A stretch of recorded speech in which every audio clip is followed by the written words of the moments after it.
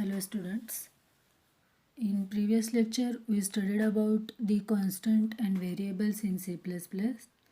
Now in today's lecture we are going to see about the operators in C++. The operators in C++ and operators on C, those points are different. Now we are see operators in C++. How many operators available in C++? New operator, scope resolution operator, delete operators, etc. What is new operator, what is delete operators, I told you in previous lectures. In that lecture, we only discuss the overview of new operators, delete operators and scope resolution operators. DMA operators means what? Dynamic memory allocations. DMA stands for dynamic memory allocations or memory management operators. It is called as DMA operators. First one is a new operator. New is to declare memory blocks at runtime, means dynamically.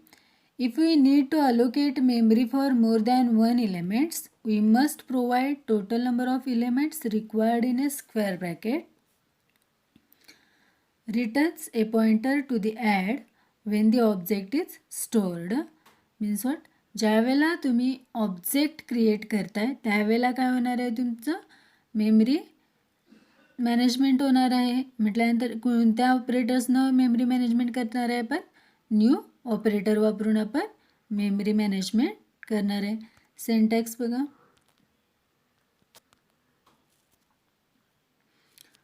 Syntax PTR equals to new data type for local members. त्याच्यानंतर call कसा करायचा आहे? PTR equals to new data types, allocate memory for one elements. Next PTR equals to new data type and I declare a size. Allocate memory for fixed number of elements. Two ways तुम्ही काय करू शकताय? Memory अलोकेशन्स करू शकताय. एक तर allocate memory for one elements किंवा allocate memory for fixed number of elements. म्हणजे तुम्हाला 5 एलिमेंट्स स्टोअर करायचे असतील, 10 एलिमेंट्स स्टोअर करायचे असेल तर आपण काय करू शकतोय? साईज देऊ शकतोय. द पॉइंटर जर असेल तर कसं असणार आहे बघा. Int pointer p equals to new int, मी काय केलेलं आहे, व्हॅल्यू असाइन करून घेतलेली आहे किती, ब्रॅकेटमध्ये 25. काय बघा इथं, सिंगल ब्लॉक विथ इनिशियलायझेशन, म्हणजे एकच ब्लॉक म्हणजे 0 लोकेशनला काय स्टोअर होणार आहे, 25 स्टोअर होणार आहे. The pointer variable holds the address of memory space allocated. Pointer p म्हणजे काय काम करणार आहे, the pointer variable holds the address of memory space. आणि नेक्स्ट न्यू ऑपरेटर याच्यामधलं काय करणार आहे, न्यू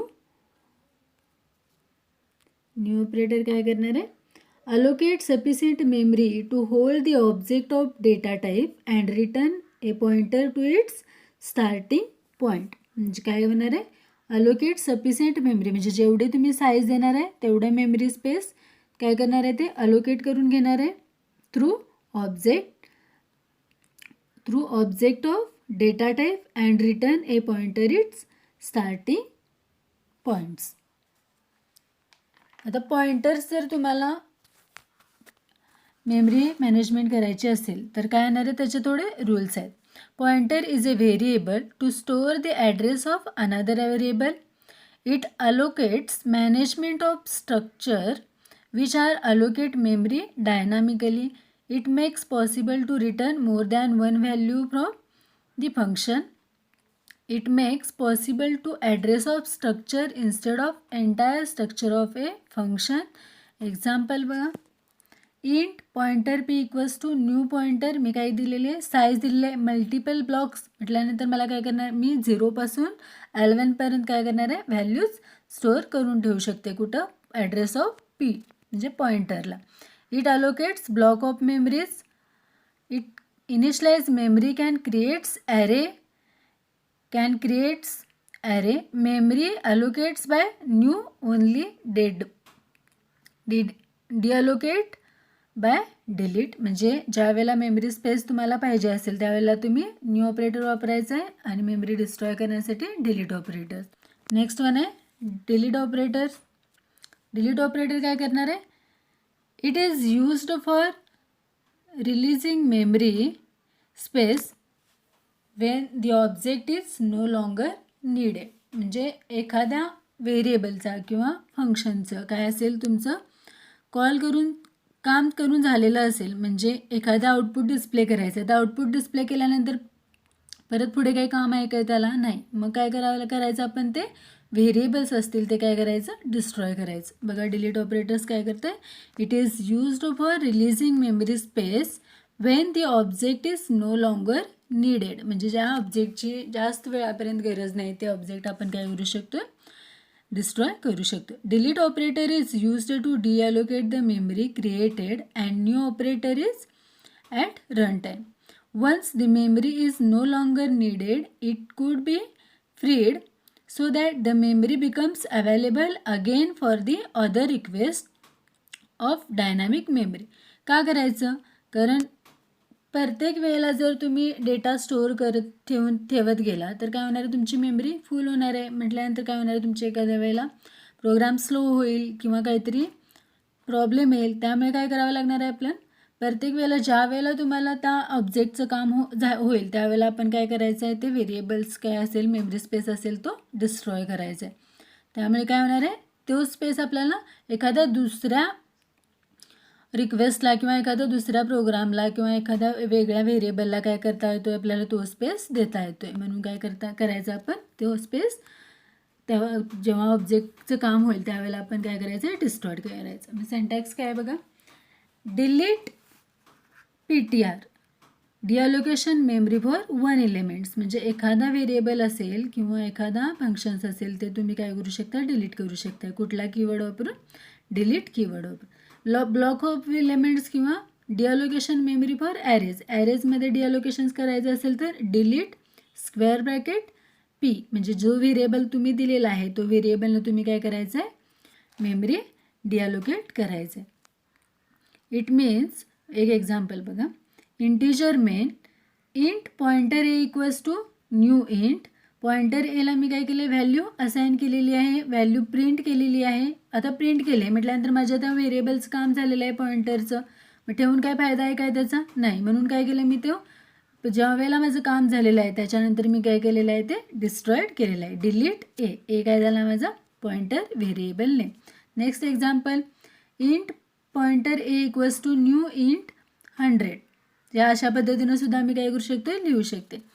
फर्स्ट बघा पॉइंटर एचा अर्थ काय? ते pointer variable holds the address of memory allocated आणि new allocate sufficient memory to holds the object of data type and return a pointer to its starting point. Starting point कुठून? 0पासून. ज्या address तिथून start होते तिथूनपासून काय होणार आहे? तुमचा ॲड्रेस होल्ड करायचं काम कुठं होतं?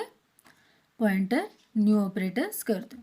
त्याच्यानंतर नेक्स्ट आहे रूल्स आहेत.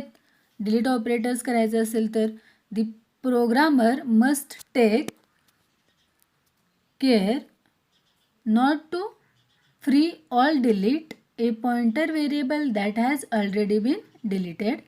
दी programmer must have take care not to free or delete a pointer variable that have been allocated using new operator. Operating overloading new or delete operator is possible. Rules आहेत. त्याच्यानंतर आहे scope resolution operator. एक example आहे delete ऑपरेटरचं बघा. Using namespace STD integer main. मी 2 variable declare केलेले आहेत, इंटिजर साईज आणि आय. त्याच्यानंतर एक पॉइंटर डिक्लेअर केलेला आहे int star PTR. C out enter size of array. Size enter करून घेतलेली आहे. त्याच्यानंतर PTR म्हटल्यानंतर मी ऑब्जेक्ट क्रिएट करून घेतलेला आहे या व्हेरिएबलला पॉइंटरला. न्यू इंट साईज दिलेली आहे म्हणजे मला त्या पॉइंटरला किती साईज अलोकेट करून घ्यायची आहे ती मेमरीमध्ये. त्याच्यानंतर मी फॉर लूप घेतलेला आहे. मला 5 व्हॅल्यू एंटर करून घ्यायच्या आहेत. 5 व्हॅल्यू मी एंटर करून घेतल्यात. डिस्प्ले केल्या, 5 व्हॅल्यू एंटर करून घेतल्यात सी इन PTR आय. त्याच्यानंतर नेक्स्ट काय केलेलं आहे मी, तोच लूप मी जेव्हा हे होतील व्हॅल्यू डिस्प्ले होतील त्याच्यानंतर मी काय केलेलं आहे, PTR व्हॅल्यू डिस्प्ले झाल्यानंतर मी काय केलेलं आहे, पॉइंटर डिलीट केलेला आहे. बघा आउटपुटमध्ये enter size of array 5 me enter करून घेतली. त्याच्यानंतर काय झालं, 5 स्पेस काय झाला माझा पॉइंटरमध्ये, जिथे मेमरी स्पेस असेल तिथं 5 स्पेस मला रिक्वायर्ड झाले. त्याच्यानंतर मी नंबर एंटर करून घेतलेले आहेत. नंबर एंटर करून घेतल्यानंतर काय होणार आहे, ते डिस्प्ले होणार. आय म्हणजे जे तुम्ही एंटर करणार आहे ते नंबर डिस्प्ले झाल्यानंतर काय होणार आहे, तुमचा मेमरी स्पेस फ्री होणार आहे. कशा थ्रू, डिलीट ऑपरेटर्स वापरून. समजलं. त्याच्यानंतर नेक्स्ट आहे scope resolution operator. Scope resolution operator काय करते, The scope resolution operator is used to define a function outside a class or when we want to use a global variable but also has the local variable with the same name. म्हणजे काय, जर एखादा functions तुम्ही outside class लिहिलेला असेल तर ते call करण्यासाठी आपण काय करणार आहे, स्कोप रिझोल्युशन ऑपरेटर वापरणार आहे. किंवा ग्लोबल व्हेरिएबल आणि लोकल व्हेरिएबल्स दोन व्हेरिएबलमध्ये सेम नेम असेल तुमच्या व्हेरिएबलचं तर ते कॉल करण्यासाठी आपण काय करू शकतो, स्कोप रिझोल्युशन ऑपरेटर वापरू शकतो. In global version of variable in C global versions of variables cannot be accept or access the inner block but their problem solve in C++. म्हणजे जे सी मध्ये पॉसिबल नाही आहे तो प्रॉब्लेम कुठं solve झालेला आहे, C++ मध्ये पॉसिबल झालेला आहे. Scope resolution operator use to uncover a hidden variables and it allows access to the global variables. म्हणजे लोकल व्हेरिएबल्स आणि ग्लोबल व्हेरिएबल्सचा डेटा जर व्हेरिएबल नेम सेम असतील तर ते तुम्हाला कॉल करण्यासाठी आपण स्कोप रिझोल्युशन ऑपरेटर वापरू शकतो. किंवा एखादं फंक्शन बाहेर आउटसाइड दी क्लास असेल तर आपण ते कॉल करण्यासाठी किंवा मेथड्स असतील तर ते आपण कॉल करण्यासाठी आपण स्कोप रिझोल्युशन ऑपरेटर वापरतो. एक्झाम्पल बघूया. एक पहिल्यांदा व्हेरिएबल सेम नेम असलेले बघूयात आणि मग एक फंक्शनचं बघूया. काय केलेलं आहे, क्लास प्रोग्राम. त्याच्यानंतर बघा ग्लोबल व्हेरिएबल डिक्लेअर केलेला आहे कॅर C = A. त्याच्यानंतर मेनमध्ये कॅर C = B. दोन नेम सेम झालेत, C आणि C दोन नेम सेम आहेत. म्हणजे मला कॉल करायचं असेल तर मी काय करणार आहे, ते स्कोप रिझोल्युशन ऑपरेटर वापरून कॉल करणार आहे. बघा मी प्रिंट केलेले आहेत लोकल व्हेरिएबल, ग्लोबल व्हेरिएबल. पण ग्लोबल व्हेरिएबलचा हा व्हेरिएबल कॉल करण्यासाठी मी काय केलेलं आहे, scope resolution operator C. Global व्हेरिएबलच्या पुढं मी काय केलेलं आहे, scope resolution operator C return 0 म्हटल्यानंतर म्हणजे काय होणार आहे, लोकल व्हेरिएबल प्रिंट झाला पहिला. त्याच्यानंतर मी स्कोप रिझोल्युशन ऑपरेटर C केल्यामुळे काय झालं, हा व्हेरिएबल माझा जो ग्लोबल व्हेरिएबल होता तो काय झाला, मेनमध्ये कॉल झालेला आहे. समजलं. जेव्हा सेम व्हेरिएबल नेम असतील त्यावेळेला आपण स्कोप रिझोल्युशन ऑपरेटर वापरून तो कॉल करू शकतो. किंवा same functions outside the class असेल तर आपण काय करू शकतो, तो स्कोप रिझोल्युशन ऑपरेटरनं कॉल करू शकतो. बघा क्लास प्रोग्रामिंग. Next example. त्याच्यानंतर मी एक व्हेरिएबल घेतलेला, एक फंक्शन घेतलेलं आहे व्हाईड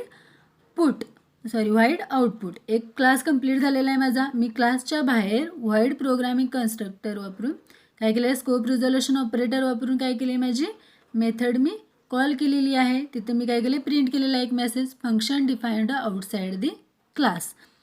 त्याच्यामध्ये मेनमध्ये काय केलं आहे, मी ऑब्जेक्ट क्रिएट केलेला आहे. ऑब्जेक्टला काय केलेलं आहे, मेथड फंक्शन्स कॉल केलेला आहे. आउटपुट झालं, आउटपुट डिस्प्ले झालेलं आहे. म्हणजे एखादा फंक्शन्स क्लासच्या बाहेर तुम्ही डिक्लेअर करायचा असेल तर तुम्ही काय करू शकता, स्कोप रिझोल्युशन ऑपरेटर वापरू शकता.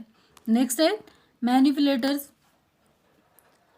मॅनिप्युलेटर्स कुठले कुठले आहेत, C++ मध्ये सेट W, गेट बघूया कुठले कुठले आहेत. मॅनिप्युलेटर्स म्हणजे काय, stream manipulators are function specifically designed to be used in consumptions with the insertion and extractions. म्हणजे जे इन्सर्शन म्हणजे C in आणि C outला जे पाहिजे आहे त्यावेळेला आपण काय करू शकतो, आपले मॅनिप्युलेटर्स वापरतोय. They are still regular functions and can also be used as only other functions used a stream object as an argument. Manipulators are used to changing formatting patterns on stream and the insertion or extract strip special characters. The following are some most of the widely used C++ manipulators. Manipulators कशा कुठं वापरते? Insertion आणि extractions ऑपरेटर्सला वापरून आपण काय करू शकतो? मॅनिप्युलेटर्स use करतोय. मॅनिप्युलेटर्स कशासाठी यूज करणार आहे? फॉर्मॅटिंग, चेंजिंग फॉर्मॅटिंग पॅटर्न्स, म्हणजे तुम्हाला आउटपुट कशा पद्धतीने पाहिजे आहे तो पॅटर्न्स ठरवण्यासाठी आपण मॅनिप्युलेटर्स वापरतो. मॅनिप्युलेटर्स कुठले कुठले आहेत? एंडल काय करते म्हणून सांगितलं मी. प्रोग्राम्स ज्या वेळेला घेतलेले आहेत त्यावेळेला मी सांगितलेलं आहे एंडल काय काम करते. This manipulators has this same functions entity as like slash n. जसं तुम्ही स्लॅशन वापरलेलं आहे त्याच पद्धतीनं काय काम करते? एंडल मॅनिप्युलेटर्स काम करतोय.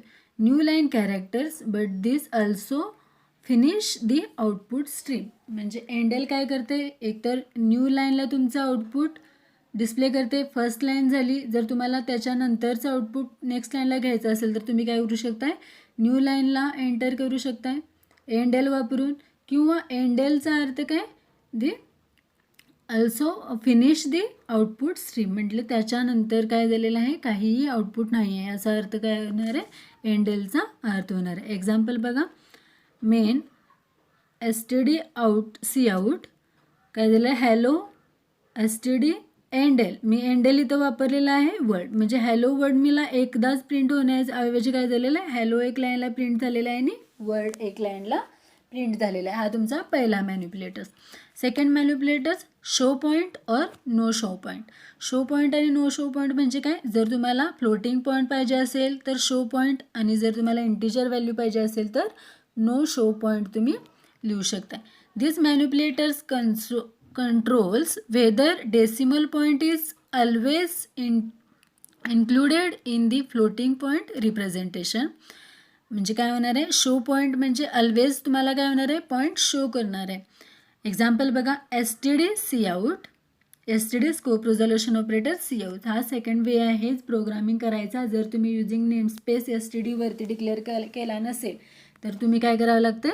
std scope resolution operator c out अशा पद्धतीनं तुम्हाला जिथं जिथं सी इन आणि सी आउट लिहिणार आहे तिथं तिथं तुम्ही std स्कोप रिझोल्युशन ऑपरेटर वापरावं लागणार आहे. मग हाच कोड साईज कमी करण्यासाठी किंवा टायमिंग कमी करण्यासाठी आपण काय वापरायचं आहे? युजिंग नेमस्पेस std हेडर फाईल्सच्या खालती तिथं लिहायला लागतं. जर तुम्हाला हे वापरायचं नसेल तर std स्कोप रिझोल्युशन ऑपरेटर वापरायचं नसेल तर इथं बघा. std scope resolution operator c out 10 with show point. 10 with show point म्हणजे काय होणार आहे? 1.0 काय होणार आहे तुमचा? 1.0. std scope resolution operator show point. Show पॉईंटनं काय झालं? 1.0 डिस्प्ले झालं. नो शो पॉईंट म्हटल्यानंतर काय होणार आहे? फक्त 10 विथ शो पॉईंट म्हणजे 10चं काय झालं? 1.0 डिक्लेअर झालं. 10चंच परत काय होणार आहे? 10 विथ नो शो पॉईंट म्हणजे फक्त काय दाखवणार आहे? 1 दाखवणार आहे नो शो पॉईंट म्हटल्यानंतर. समजलं? शो पॉईंट आणि no show point. Endl, show point, no show point आणि सेट प्रिसिजन. तर सेट प्रिसिजन काय काम करते बघा. The manipulators changes floating point precisions when used is an expression cout, set precision n or cin, set precision n. Set the precision parameters to the of the stream of exactly n. म्हणजे example बघा. Set प्रिसिजन्स काय करते? जर एखाद्या एक्झाम्पलमध्ये तुम्हाला floating point पुढे किती value पाहिजे, जर तुम्हाला 6 पाहिजे असेल तर तुम्ही काय करू शकता? किंवा तुम्हाला जेवढे फ्लोटिंग पॉईंट्स पाहिजे आहेत तेवढे ठेवण्यासाठी आपण काय करू शकतोय? सेट प्रिसिजन वापरू शकतोय. बघा सेट प्रिसिजन एक्झाम्पलमध्ये काय वापरलेलं आहे? कॉन्स्ट लॉंग डबलला मी एक व्हॅल्यू दिलेली आहे. पाय आणि मल्टिपल्स 3 पॉईंट मल्टिपल्स व्हॅल्यू दिलेले आहेत. किती? 16 डिजिट्स मी पुढं पास केलेले आहेत. मग मला तेवढे डिस्प्ले करायचे आहेत का? नाहीत. मग तेवढे डिस्प्ले करायचे नसतील तर तुम्ही काय करू शकते, सेट प्रिसिजन वापरून काय करू शकते, मला जितके पॉईंट्स पाहिजे आहेत तेवढे मी डिस्प्ले करू शकते. बघा, सी आउट डिफॉल्ट प्रिसिजन म्हणजे डिफॉल्ट प्रिसिजन 6, मी 6 दिलेली आहे म्हटल्यानंतर काय होणार आहे, 6 प्रिसिजनचा मला डिस्प्ले होणार आहे. त्याच्यानंतर STD scope resolution operator set precision 10 म्हटलं म्हणजे काय होणार आहे, 10 प्रिसिजन्स मला त्याच्या पुढचे डिस्प्ले होतील. प्रिसिजन्स म्हणजे काय, जेवढे तुम्हाला फ्लोटिंग पॉईंट्स पाहिजे आहेत तेवढे ठेवण्यासाठी तुम्ही सेट प्रिसिजन वापरून काय करू शकता, ब्रॅकेटमध्ये एन म्हणजे किती साईज पाहिजे तुम्हाला, 6 पाहिजे, 2 पाहिजे, 10 पाहिजे, जेवढे पाहिजे आहे तेवढे तुम्ही काय करू शकता, डिस्प्ले करू शकता. लास्ट वन आहे सेट डब्ल्यू. सेट डब्ल्यू काय काम करते बघा, this manipulators changes the width of next input or output field when used in on expression cout set wn. n म्हणजे काय, तुम्हाला जेवढी किती स्पेस पाहिजे, काय पाहिजे ते तुम्ही तिथे डिस्प्ले करू शकता. Or set W C in or C आउटसाठीच हे सगळे वापरायचे आहे. Set precisions the width parameter of this stream out or into exactly N म्हणजे विड्थ म्हणजे ज्या पॉईंटपेक्षा किंवा एक पॉईंट एक्स्ट्रा तुम्हाला काय होणार आहे, डिस्प्ले होणार आहे. आता सेट डब्ल्यू वर्किंग कसं करतं आहे बघा, integer main STD scope resolution operator c out no set W, no set W 42 display केलेला आहे म्हणजे आउटपुट मी डायरेक्ट एक्सप्लेन करते. नोट सेट डब्ल्यू 42 म्हणजे काय होणार आहे, एकही स्पेस न देता तुमचं काय होणार आहे, आउटपुट डिस्प्ले होणार आहे. सेट डब्ल्यू 6 म्हटल्यानंतर काय होणार आहे, 6 scope resolution operator STD scope resolution operator set W 6 म्हणजे काय होणार आहे, तुम्हाला 6 स्पेस देऊन काय होणार आहे, तुम्हाला ते काय होणार आहे, डिस्प्ले होणार आहे आउटपुट. बघा इथे स्पेस आहे. नेक्स्ट आहे सेट डब्ल्यू 6 झालं. त्याच्यानंतर सेव्हरल एलिमेंट्स, त्याच्या 89 सेट डब्ल्यू 6 म्हटल्यानंतर 6 हा स्पेसमध्ये झाला आहे. त्याच्या पुढे तुम्हाला 12 आणि 34 व्हॅल्यू प्रिंट झालेली आहे. म्हणजे जेवढा तुम्हाला आउटपुट देताना स्पेस पाहिजे असेल तेवढा तुम्ही काय करू शकता, सेट डब्ल्यू थ्रू देऊ शकता. समजले कुठले कुठले मॅन्युप्युलेटर्स आहेत, किती मॅन्युप्युलेटर्स आहेत, 4 मॅन्युप्युलेटर्स आहेत. एक end N, second show point और no show point, third set precision आणि लास्ट सेट डब्ल्यू. समजलं. आजच्या लेक्चरला एवढं बास आहे. नाव we are stop here. In next lecture we are discuss about typecast operator in C++. Now thank you.